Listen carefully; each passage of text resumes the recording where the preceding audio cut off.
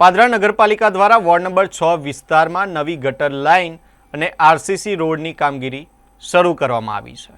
નવાપુરા 4 રસ્તાથી સંતરામ મંદિર નજીક માળીવાસના નાળા સુધી રોડ નિર્માણનું કામ હાથ ધરાતા આ માર્ગ સંપૂર્ણ રીતે બંધ કરવામાં આવ્યો છે। આ કામગીરીને લઈને નગરપાલિકાના સભ્યો તથા અગ્રણીઓની હાજરીમાં વિધિવત શરૂઆત કરવામાં આવી હતી। પ્રસંગે સંતોષભાઈ પટેલ, સંકેત પટેલ, નરેશ ગાંધી અને લાલજી પરમાર સહિતના આગેવાનો ઉપસ્થિત રહ્યા હતા। નગરપાલિકાના મુજબ રોડ નિર્માણની કામગીરી અંદાજિત 1 મહિના સુધી ચાલશે, જેના કારણે લતીપુરા, રણુ, સેજાકુવા અને સાંધી જતા વાહન ચાલકોને અન્ય માર્ગનો ઉપયોગ કરવા અપીલ કરવામાં આવી છે।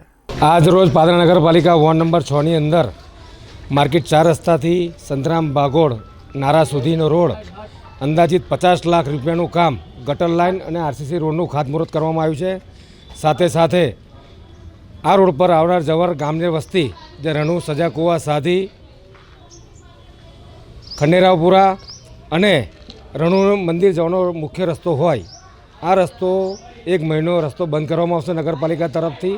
એટલે અમારી તમામ ગ્રામ્યની જનતા અને પાદરાની શહેરની જનતાને ખાસ અપીલ છે, આ રસ્તાનો ઉપયોગ ના કરતા બાયપાસ રસ્તા રણુ જવાના, સાધી જવાના, સજાકુવા જવાના, લતીપુરા જવાના બધા 3-4 રસ્તા છે, ત્યાં ઉપયોગ કરો। અને અમારી નમ્ર વિનંતી છે કે પાદરા આ વોર્ડ નંબર 6નો રસ્તો બને છે તો ગ્રામ્યની જનતા અને પાદરા નગરની જનતા અમને સાથ સહકાર આપે।